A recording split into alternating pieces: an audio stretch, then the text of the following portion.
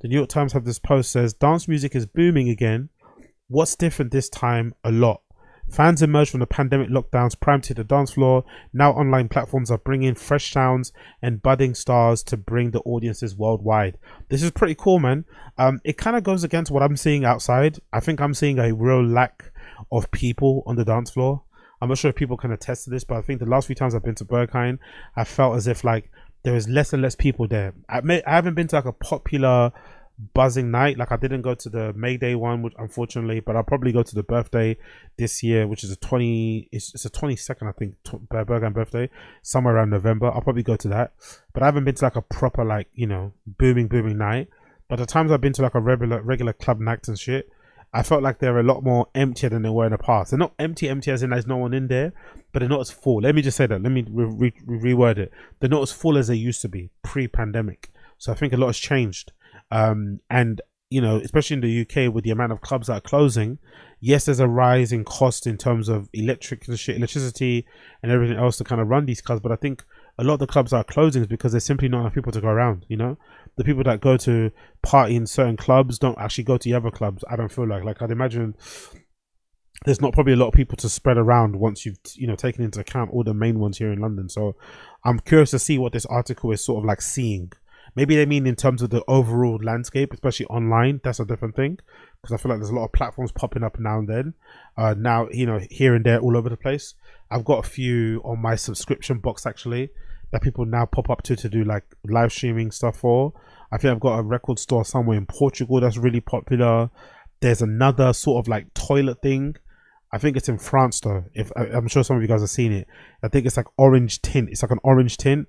If whore is like green, this place is orange. And I think it's in France where they do like these live stream mixes, but the camera's like pointing downwards from the roof. It's not like in front of them like that. I've mentioned the one in Portugal, and there's a few others as well I've seen pop up. There's one I've seen. There's a few I've seen now in Asia, in places like Japan and Korea and shit. There's one particular one in Korea which I really love, where they get a lot of turntablists in, and it's also doubles up as a coffee store. Oof, some of the clips from there are fucking brilliant. So maybe that's what they're going to. But let's actually read the article and see what they're saying here. And the writer is who? Foster Kamer. So big up Foster Kamer. In late February, just after midnight, a cavernous warehouse in Brooklyn Navy Yard thumped with the Ibiza-themed DJ. The producer Solomon's dramatic synth-heavy house, as red light throbbed over a sea of raucous 20 to 30-somethings. 2 days earlier, he had been at a 20,000 capacity Sphere in Las Vegas open air. Anya, an Italian-American music star whose run at New Year's Eve shows sold out in under 24 hours, grossing 21 million. Who the hell is that? I've never heard of the person. Who the hell is Anya? See, the dance music scene is so fucking big. On God, I have never heard of this person. And Anima, big up Anima. Anima, what happened to Anima? Let's read out. What's that bit again? Anima had Anima had sold out 20,000 capacity Sphere in Las Vegas in under 21 hours, 24 hours. Shit. And I've never heard of Anima. Anima is a solo project of Matteo Milleri. Is that the guy from Tale of Us? Oh, that is Tale of Us, isn't it? Oh, that's from Tale of Us guy. Oh. And what has been also known as, so he's branched off. I didn't know that. When the fuck did that happen? I didn't know the Tale of Us guys don't DJ together anymore. Or they DJ separately. I had no idea that was the case. I thought they were DJ together. Yeah, he's one half of the duo Tale of Us and co-founder of Afterlife. Big up Anima. That's fucking sick. I wonder if he started off doing his own thing, because the other guy got accused of some SA thing, innit? Back, I remember, maybe, was it? I think I might have spoken about it in the pod. I think the other person involved in Tale of Us got accused of some SA shit. So I wonder if that's the reason why he split and did his own thing. I had no idea he's did his own thing. Okay, cool. Just before 2 a.m, a few weeks later, the London-based DJ and radio host Moxie was shaking Brooklyn's public records with a classic 90s track, smiling ear to ear as she watched over the sweaty 200-capacity nightclub. On one more frigid March night, Z Muffin, a Brooklyn DJ originally from Pakistan, big up that guy, was on stage at the Bushwick venue elsewhere, headlining Azadi, Freedom in Urdu. Azadi, freedom in Urdu. That's actually good. That's actually nice. I love that word. Azadi, a bill that featured a wide array of global dance music sounds: Chicago house, Jersey club, Baltimore house, dance hall, a ballet funk from Brazil, the Guam thing from South Africa, while the sold out crowd went wild. Shit. Z Muffin, real name Zainab Hassan Distasio, took a trip to Pakistan around the top of the year to DJ Club Karachi, near where the pandemonium at her set bordered on ecstasy. Never in my life, and if I'm from there, have I experienced anything like this in the city, she recalled. She describes a crowd of queer people, trans people, black people, white people, Asian people, all in one space, and sighed it was unbelievable. Wow, I wonder if there's a big population of like black people in India anyway. That's fucking sick. Obviously, you'll find them everywhere. I'm sure if there's any black people in India, they're probably Nigerian, because you fucking find Nigerians everywhere, right? Nigerians are fucking global, but that's fucking sick. I didn't know Karachi got down like that. Over the past 4 years, scenes like this are increasingly playing out all over the world as dance music experiences yet another period of boom. Festival lineups are jam-packed with DJs, while some of the biggest names in pop music, including Beyonce, Drake, and Charlie XCX, have made dance music inspired or adjacent albums. It's usually at this point, when a newspaper sees fit to write about it, that the come down starts. This moment, however, is different. To be fair, that is kind of true. I feel like nowadays, I'm seeing more and more people, especially on my timeline of people that I know, like friends of friends or like loose associates, starting to DJ. That wasn't ever the case. Like, and I've been DJing for like what, 10 years to 15 years or something. I don't know how long ago. It must be around 10 to 15 years since I've been the first time I DJed and shit. And I'm seeing a lot more people who have started like in the last year or so starting to DJ now and take it very seriously. Not just do it as a hobby, like taking it seriously. They're putting on events, they're putting out mixes, they're trying to get booked in places. That's pretty cool. That's pretty fucking cool. I'm not gonna lie. This month, however, is different. Fueled by socioeconomic and cultural and technological changes, dance music and club culture have built on the progress of the past to leave a footprint deeper than we've seen before. As costs skyrocket for live instrument acts to hit the road, a touring DJ needs to travel only with a USB stick full of music. The continued evolution of a DJ's hardware and software has softened the learning curve and entry prices for beginners, while expanding possibilities for seasoned performers. And digital platforms such as Boiler Room, a hugely popular video series that pioneered the de facto online DJ video format, has changed the trajectory than it was. I wouldn't say they pioneered it. The people that pioneered it, probably Dance Tripping TV. Remember Dance Tripping TV? If you know, you know. I think Dance Tripping TV existed before Boiler Room. I'm not gonna lie, and that was my first exposure to like recorded DJ sets, and maybe even Fashion TV. Fashion.tv back in the day would have like after parties, or it would show the DJ playing during the runway show on the side and shit.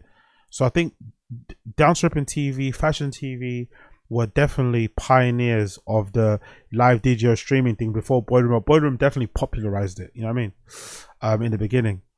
This is a crowd for a lineup including Solomon at the Brooklyn Navy Yard.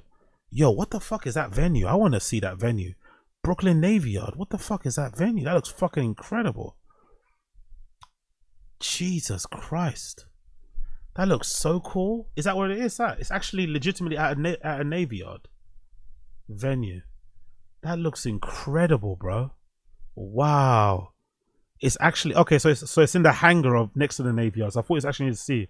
So it kind of looks like Printworks. It's like one big rectangle with super high ceilings. I'm imagining to be able to fit boats in there and shit. So you can really go crazy with the production and shit, and all the audio visual shit and the lighting. That must be such a fun place to go out and rave in. Bit crazy, but it must be super fun. Wow. Okay, cool. Let's go back to the article. Another picture here. There's nothing better than having seen these type of pictures, isn't it? Red lit with somebody kissing in the background, like so super cool. Boiler Room has been an enormous force, bringing all these kinds of electronic music all over the world to people in their bedrooms, no matter where they are, said the label owner and veteran music journalist Philip Shebon. Previous generations logged time in at the record shops and found parties via flyers. Now those worlds are a swipe away, chopped up and served algorithmically in bite-sized, hyper-compelling clips. Yeah, I've noticed as well in recent years. That a lot more people are starting to share. A lot more people are starting to view my shit when it comes to DJing and stuff. I remember in the past, maybe it helps because I'm doing this content and shit. That might help. That's the overall goal anyway, in general, to get to a point of level of clout and fame where I can kind of use it to sort of like get more bookings and shit. But even I've noticed with my small micro level of DJing that I'm getting a lot more people checking out my stuff than they ever did in the past. You know, I see even my streams, my DJ streams, my SoundCloud mixes and shit. Sometimes some of the clips I post up on my fucking socials from time to time of me DJing, I'm seeing a lot more people check that sort of stuff out. Now, again, it could be based because, you know, I put myself out there, so people want to check it out. But I think in general, the appetite for that sort of stuff is definitely way more than it was in the past. And if you see some of these platforms, like they get loads of views. Like Lot Radio puts out a lot of DJ mixes for their online radio platform. And a lot of those videos get a lot. Some DJs are not that well known, don't get me wrong, but they still get a lot of views. Whore isn't getting as many DJs as they did in the past, good ones, because of the whole, like, you know, Palestine boycott and shit. But they still get a lot of views. So there's definitely a lot of people there with an appetite to watch this sort of shit. After Boiler Room, you're seeing extremely experimental Brazilian funk DJs, says Sheerborn. You're seeing grime, you're seeing techno. You're getting the entire spectrum there. The range is another significant distinction to this moment. To no style of music has surged in popularity over the others. That's actually a good point. That's actually a very good point. Hard techno, Afro house, drum and bass, tech house, UK garage, they're all different. They're all finding audiences. That's a very good point, actually. I think, cause I was about to say, I was thinking that the hard techno thing is the thing that you see a lot on the timeline, but that's not true. You still see a lot of that. I know it's very whitewashed, the kind of music, Afro house, but you see a lot of that stuff. You see a lot of Black Coffee. You see a lot of, I forgot those twin brothers, what they called from South Africa. You see a lot of that sort of stuff. The drum and bass stuff, you see a lot of on the timeline too. I forgot the name. There's like a group here in London. Is it called Just Blaze? I don't know what it's called, but it's an online platform too, and they do a lot of like drum and bass nights. I think the logo is like green and black, or it's like green words on black background. They're smashing it. The tech house stuff is popping bigger than ever. I feel like tech house is like the biggest it's ever been, maybe ever since back in the day of like Jamie Jones and all those guys. I feel like tech house is huge now. It's got its own little scene. Like recently, what's his fucking name? Fuse. I might actually go to that. Actually, there's a Fuse festival happening, and I think somewhere in Barking. That Fuse festival sold out super fast in a couple of days. So it's clear that there's a lot of appetite for this shit out there. At the same time, the local nightlife scenes around the world, demystified by the deluge of online content about them, are attracting more attention than ever. That's another good point, actually. Techno tourism, like I like to call it, is probably on the up and up now, because you're seeing everything online, so you can get an idea and a feel of what things are about. Like that's why probably some German festivals struggle, especially some of the ones are like what's it called, Nation of Godwine, those type of places, because the clientele that goes there aren't really online. But I'd imagine they don't mind that. I'd imagine a lot of German festivals probably would rather people on TikTok not come to their festival. But I think a lot of other festivals are probably loving the attention, loving the views, because you're getting now an international audience going. I'm sure, like things that I'm thinking about just now, I'm sure places like Houghton, if you go to Houghton Festival, I'm sure you probably bump into people there who are visiting from parts of Europe. Same for Dekmantel, a bunch of people. I'd love to know the breakdown. They probably would never tell, but I'd love to know what the breakdown for Dekmantel is of people that come from overseas. I mean, meaning outside of the Netherlands, and people who come from in the Netherlands. I bet you the majority of them are come from the outside because of that era when Dekmantel was like had a partnership with Boiler Room. That was a great era because a lot of people were discovered through there. It kind of blew up that festival in a big way. Dekmantel's always been really big, don't get me wrong, but it definitely made it an international kind of place to go and shit. It continues here on TikTok, where the electronic music hashtag raked in 13.4 billion views in 2024. Dance music's ever-expanding digital footprint includes influencers explaining the difference between genres, recommending where to hear, or explaining the history of dance music on one record at a time.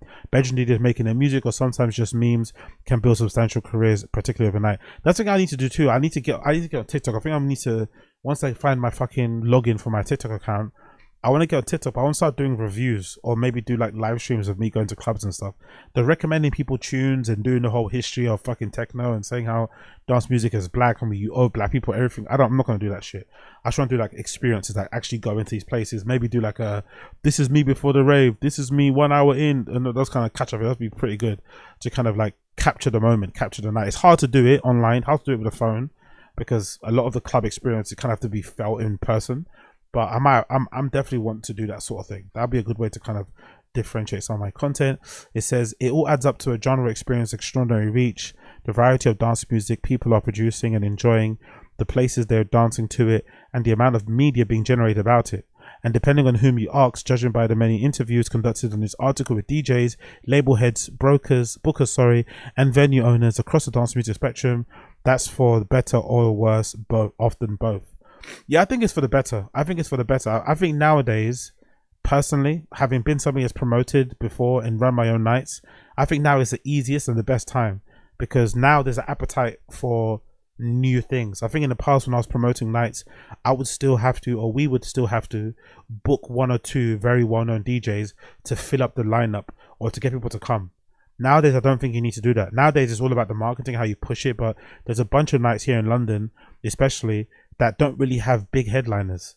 A lot of these people are like scene people. A lot of these people are like friends of friends, whatever. But they're not like somebody that you would think the general consensus, general audience of that genre will be into or know who they are. And you can get away with that now. It's probably a lot harder than it is because I think there's a lot more people promoting than there was back in the day. So the competition is fierce. But if you carve out your niche and you get your sound right and you get your community right and you get all your assets and your marketing stuff right, you could really blow pretty quickly. And you could also dramatically change people's lives by the people that you book, the people that you have coming to the event. All that sort of shit can really go up. So I think it's probably the best times. Worst time and the best time, but definitely more the best. Historically, when dance music cuts across the American mainstream, it peaks back in pop. In the 90s, Madonna's Ray of Light and the films like Go dragged rave culture into the spotlight as MTV played videos by Fatboy Slim, the Chemical Brothers, and the Aphex Twin. In 2010s, acts like Calvin Harris, Daft Punk, Skrillex, and Diplo brought electronic music, EDM, to top 40 radio by teaming with Rihanna, Taylor Swift, Pharrell Williams, and Justin Bieber. Forbes reported that the top 10 highest flying DJs earned $298 million in 2017. The list included Harris, 48 million, Tiesto, 39 million, Chainsmokers at 38 million. The following year, the superstar producer DJ Avicii, who had spoken on the stress of his job, died by suicide. The dance party, at least the mainstream, seemed to ebb. 5 years ago, amid the pandemic, the global lockdown that came into it, the question of when nightlife would resume, let alone what it would look like when it did, had no clear answer. But anyway, just to go back to this, right? Because it's something that I do, right? Because it's something that I do, I'm sure there's a bunch of you that do it as well that listen to this particular pod, this particular stream. Pick up everybody tuning in. Those of you tuning in live, I appreciate you. Make sure you smash the like button down below. But there's a bunch of you that people that probably DJ. There's a bunch of you that probably know DJs, and there's a bunch of people like myself that kind of dabble, right? It's kind of wild to think that there are people out there who are making 48.5 million from DJing. I know Calvin Harris is a bad example because he's also an incredible producer, so he's probably earning a lot of his money based on that as well. But it's kind of insane to think there's somebody out there making $48.5 million from doing the exact same thing that I do, but just on another level. You know, he has the same USBs that I do, likely. He probably has the same headphones that I do, Sennheiser HD25s, or something else of that variation. Maybe he's got the Phonon 4400s, whatever. He's got something along those kind of lines, right? And he's making $48.5 million. Whereas I have to invoice for £50. I have to send an invoice for £100. And sometimes that invoice doesn't get paid until like a month later. And this guy is getting 48.5 million. The gap is gapping. The gap is gapping. 5 years ago, the world, as it turned out, wanted dance music over a year of social isolation. People of all ages began making up for lost time. Some had missed out on the years when nightlife typically starts to call. Others are aging out of it or catching up with the years that were stolen from them. To be fair, I don't agree with this, but I want to continue. Coming out of that, it was quite overwhelming at times, says Moxie, real name Alex Moxon. The first show that I announced after lockdown at a venue club, Village Underground, sold out just like that. Well, I was out just like that. I specifically went to Berghain as soon as the restrictions got lifted. That's why I took the vaccine like an idiot, all right? That's why I was, all vaccinated up and wearing my mask and shit, because I was, I went to travel. and I was afraid that if I didn't get the vaccine, I wouldn't be able to travel. That was the main driver behind getting the vaccine. I got the vaccine. It might have hurt me later on, you know, with these cardiovascular issues that I have now, which is another story, but whatever. But when I went to Berghain the first time after the COVID lockdown had been lifted, the dance floor was empty. I don't want anyone to lie. Anyone that went to Berghain will know it was not as full. No, I don't say empty. I keep misusing my words. I keep misspeaking. It wasn't as full as it usually was. You could see there was a big change from when it usually was. Like the times I've been to Berghain in my life, the only time I saw the DJ booth was that time after COVID. Before I could never see a DJ booth. Before I'd walk up the stairs, and from the back of the room all the way to the front, you couldn't see to the front. All you saw a body, so you could never see a DJ booth. When I went that time was the first time I was able to stand at the back and see all the way through. You could never see through before. So I don't know. Maybe places were different, but I know when I went to Berlin, it was not as popping as it was. I feel like the world kind of changed, and it hasn't recovered since then. Here's the audience at Moxie with Public Records.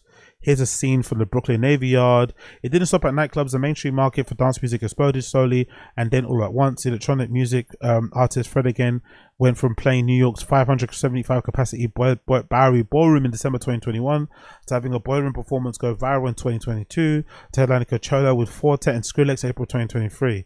Last summer, he sold out at LA Memorial Coliseum, 75,000 capacity with only 5 days notice. That is crazy. To be fair, I think they're missing a lot of context there and a lot of detail, but they're saying that Fred again went from playing 575 capacity venue at the Bowery Ballroom in 2021, and then 2 years later in April he's playing at a 75,000 plus capacity stadium at the LA Memorial Coliseum, and he sold it out on 5 days notice. Okay, he makes a lot of records too, let's not deny that. Fred again is like this generation's Skrillex, in a way. Not even Skrillex, sorry, what's his fucking name? Not Skrillex. Maybe Skrillex. Is it Skrillex? I say Skrillex? Not Skrillex. I've got the guy who I'm thinking of now, but he's huge. Fred again is huge. So I think a lot of this has to do with the music he makes as well. He produces amazing music. But that's an incredible come up, man. From 575 to 75,000 capacity. His DJ fee went up. You can imagine. In 2023, albums by both Beyonce and Drake nodded to house and club music. Charlie XCX promoted her 2024 Brat LP at the Ibiza club Amnesia. A track on FKA Twigs, and the whole thing anyway. The whole Brat album is an ode to the dance floor, to be honest. A track from FKA Twigs, Pulsing You Sexier, was mixed at the Berghain Club Berlin. Sorry, at the Berlin Club Berghain. Berghain Club Berlin is fucking hilarious.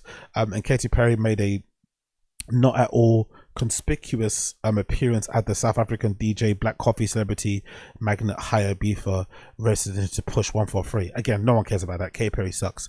Still, dance is eclipsing the pop it has used to infiltrate mainstream. Move, a track released last year by Adam Port, one of the members of the German label Kind of Music, has had over 542 million Spotify streams. Okay, no wonder that Adam Port walks around like he fucking dog's bollocks in it. I've never met that kind of music, that Adam Port guy, but I'd imagine in real life, Adam Port has a bit of an ego in him. I don't know why. There's something about when you look at him, you know what I mean? Adam Port knows he's the shit. So if he's got 542 million Spotify streams, you know Adam Port walks around like he's got a fucking, you know what I mean? He walks around like he's that guy. Maybe because he is that guy, who knows?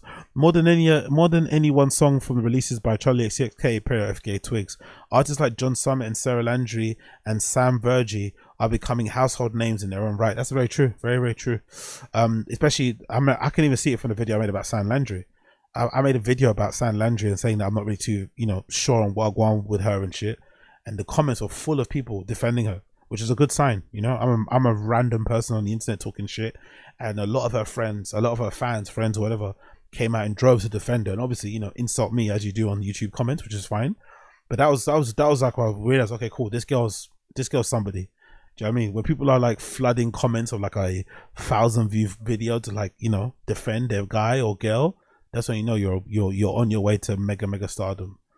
There seems to be more new dance music than new music of guitars, especially in our venues, said Josh Moore, talent buyer who's been booking concerts at the Bowery Presents for 18 years. We've been booking dance acts in rock clubs for a long time, long before the pandemic, but it definitely seems like it's picked up lately. These are some great pictures, by the way. Who took the pictures? The pictures are fucking awesome. Who took the pictures? Photographs and video by David Bellet. Big up David Bellet or David Bielet, David Bielet. However you pronounce your name, I'm sorry, but you smashed it. You did some great pictures. Later this summer, Bowery Presents will throw one of New York's biggest concerts this year, Kind of Music, with an estimated 40,000 planned to attend the event in Flushing Meadows, Corona Park. American music festival lineups have become increasingly dominant by dance music acts. The dance music festivals are pulling crowds. Electric Daisy Carnival in Las Vegas attracted 525,000 attendees last year. God almighty. Over 3 days for concerts, Coachella drew in approximately 25. Whoa.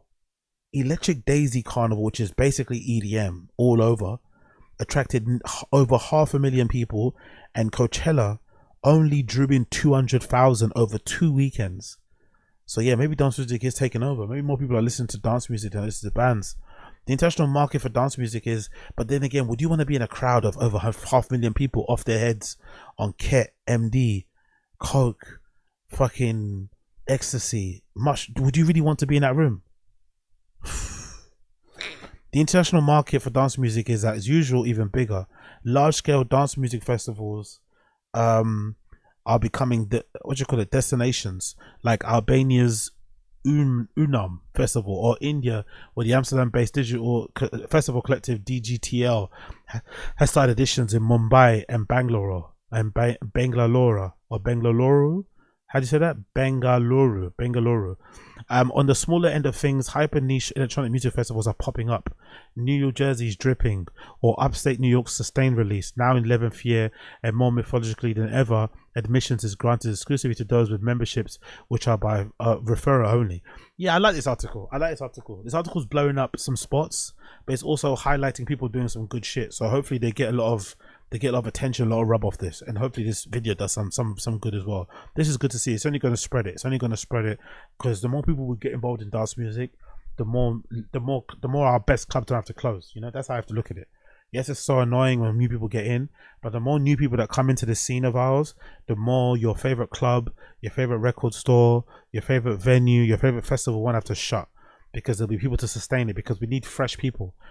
We can't go to all the events. We need new people coming in that can fill up the gaps when we don't want to go to Junction 2 one year, or we don't want to go to Houghton. We don't want to go to these festivals one year. Fresh people could come in and kind of fill our spots, and then they can recommend others, and then so on and so forth. That's what we need. And if the veritable mecca of dance music Ibiza is any measure, Spanish island has shuttered tourism spending records over the past few years, enjoying a 30.78% increase in tourist spending from 2019 to 2024, a year which tourists spent a record of 3.964 billion euros. This month, the largest nightclub in the island's history, UNVRS, pronounced Universe, is set to open. It announced itself with a trailer including Will Smith, and when it opens, it will have the capacity to have 15,000 people, making it the world's largest nightclub and venue, on par with arenas. 15,000 people capacity. I bet they're not gonna have any openers. They're not gonna have any resident DJs there, are they? It's fair to say, at this 15,000 capacity venue in Ibiza, they're not probably gonna have any resident DJs. Everyone there is going to probably have everyone that plays is probably going to have a verified account. Dance music's latest moment isn't entirely a party. Long-time practitioners and devotees fret that the infable qualities that make nightlife great, and the spaces and DJs who made it that way, are under threat from the spirals and upwards and onwards. Artists and venue owners have argued that festivals siphon money from nightclubs, which also stands to lose regular business during global economic downturns when disposable income is tight. That's to say nothing increasingly competitive commercial real estate markets in cities where nightlife thrives, or the shaky Ibiza civic fabric as essential workers and the price of its island. A generation drinking less and spending more online isn't helping. I don't know. I've always felt like there should never be like too much overlap, or there shouldn't be too much, like, you shouldn't be encouraging like that. I feel like people that go to festivals don't necessarily need to be the same people that go to clubs. You just need to have more clubs. They need to be open longer. It needs to be more of an attractive option. but I don't think it's fair to say that festivals ruin clubs. I think they're just different experiences. There's some people that probably save up all year or save their holidays, their vacation, because not everywhere has as great vacations as we do here in the UK. They just save up all their vacation days to do all of their partying at festivals, because festivals usually are better value for money than clubs, because you're seeing a lot more people in a condensed short time. Yes, it's not the best experience, but it's still a way to see them. But I don't think that means that clubs should suffer.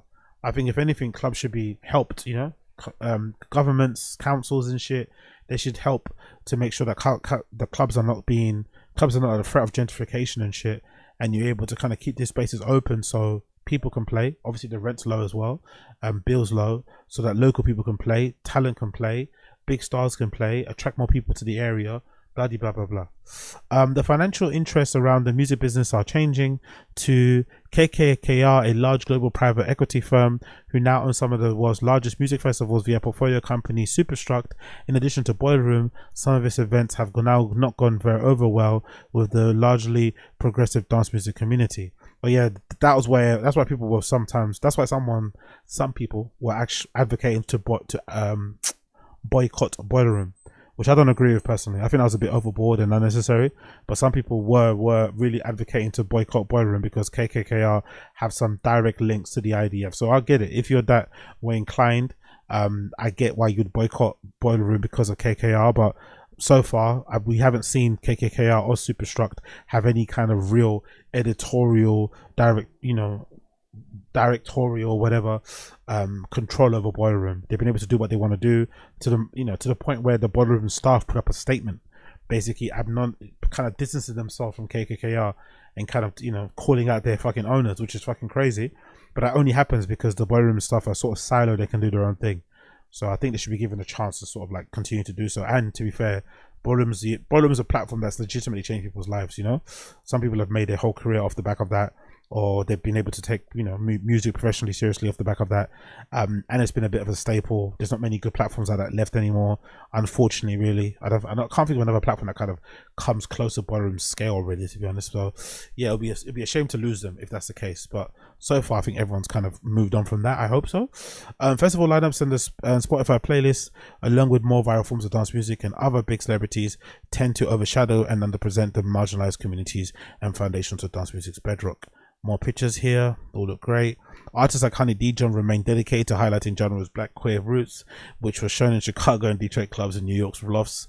Past, present, and future exist on a continuum, she told the Times in 2002, but it's just reintroducing things into now. She credited the trans women she met working in nightlife while providing support and resources over the her own transition.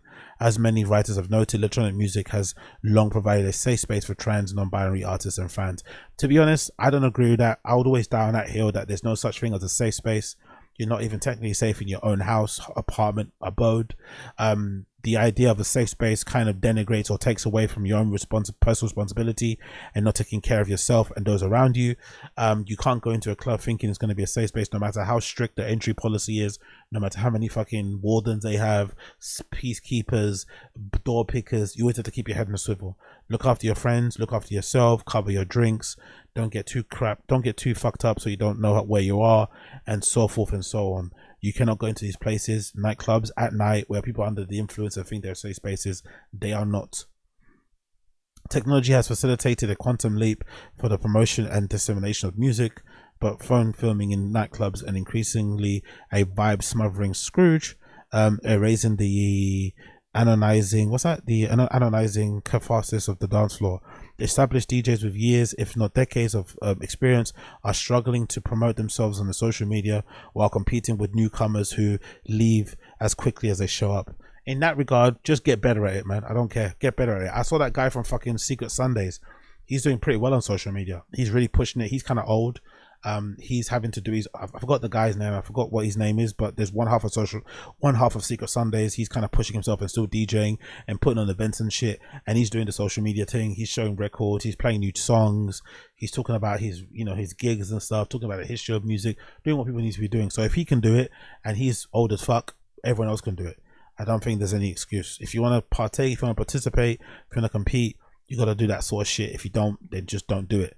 But I don't like the complaints, to be honest. It is what it is. And now with social media, it's fucking easy to do this type of things with your phone. Don't cry. The proliferation of Instagram stories and TikTok stories by DJs showing themselves, it doesn't feel great, says Eamon Harkin, a DJ from Eamon Harkin from New York, who's been DJing since 2007, the co-owner of the beloved Brooklyn nightclub Nowadays since 2015.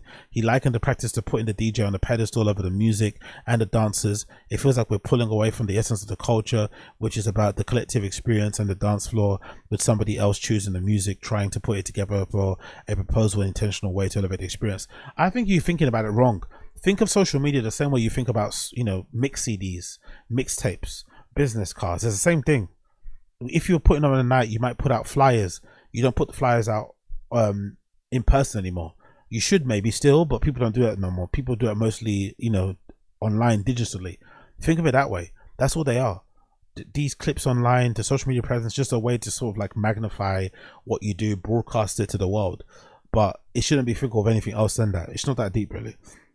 Just promote your stuff. You can if you want to. You don't have to if you don't want to. But that is the one. Nowadays is one of the first growing number of Brooklyn nightclubs at Basement to mirror the European counterparts, with policies banning phones on the dance floor. Before her 5 hour, and to be fair, so far, again, I don't look too much, but I legitimately don't think I've seen a single picture of what the dance floor in Basement, that New York club, looks like. And all I've seen is the little down ramp thing that everyone stands in front of the DJs, right? I've seen a little ramp that all the DJs take the picture at, but I don't think I've seen a single picture of the dance floor. And the reason why I say this is because there's a video out there. I'm sure some of you guys have seen it. That famous video of someone recording the inside of Berghain. We've seen what the inside of Berghain looks like. You can see it via fashion, fashion pictures and shit, art gallery exhibitions they do in there. You can see what the inside of it looks like, but I've never seen the inside of Basement. So that goes to show they run that ship tight. You know what I mean? They don't let anybody take pictures, because I've never seen a single image of the inside of Basement.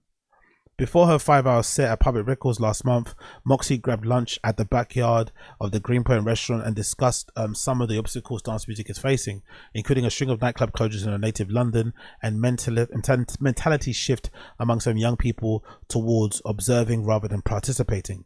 It's I'm just going to stay inside and watch the DJ on stream set, or now I want to be a DJ, I'm just going to practice at home. You need the crowd, she said. You need the crowd to participate. The problem is with that, there's no clubs to go and practice at. People say you need a club, you need a crowd, but there's no clubs. There's barely any clubs that do open deck nights. So if you are up and coming DJ, where do you go to play?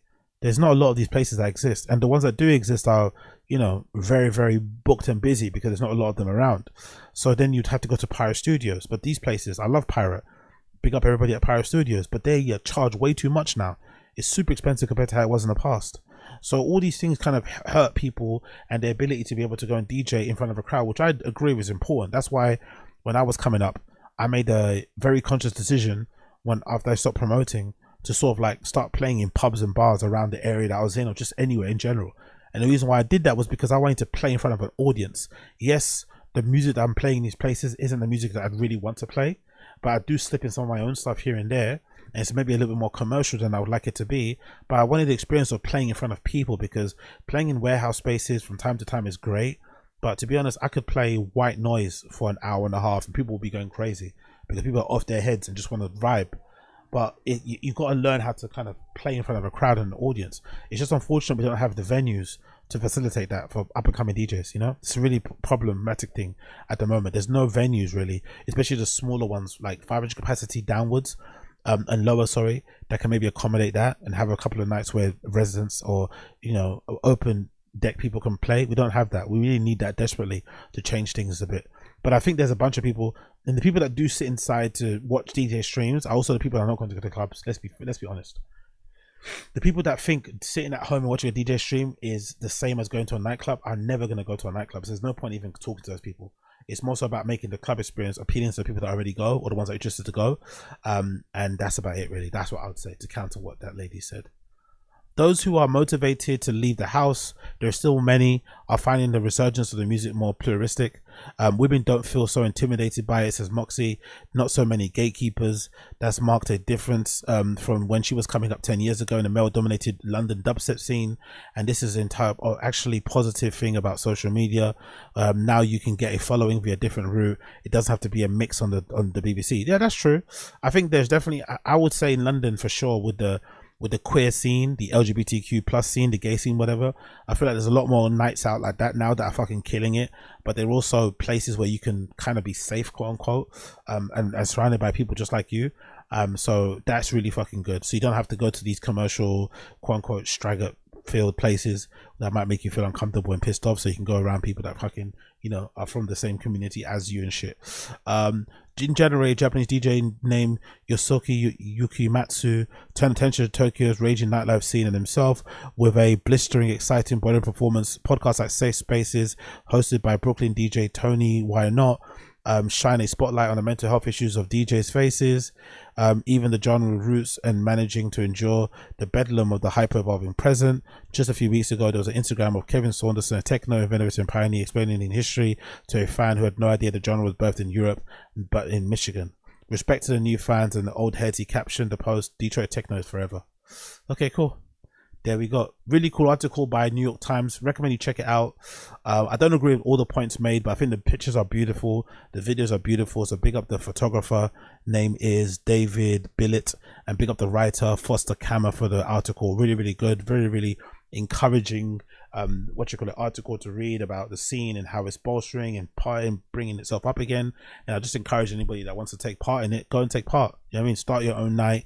Grab a bit of DJ MIDI hardware, whatever, and mix at home. Put on your own party. Support your friends. Form collectives. Start releasing stuff just for the fun of it. Don't even think about it as a career. Just for the fucking fun of it. See where it goes. See where it takes you. And usually you can find some long-lasting friendships, even relationships off the back of that shit, and it can fundamentally change the way you perceive and look at the world out there as well. So I do encourage you to do that. If that's the case, I do encourage you to do that.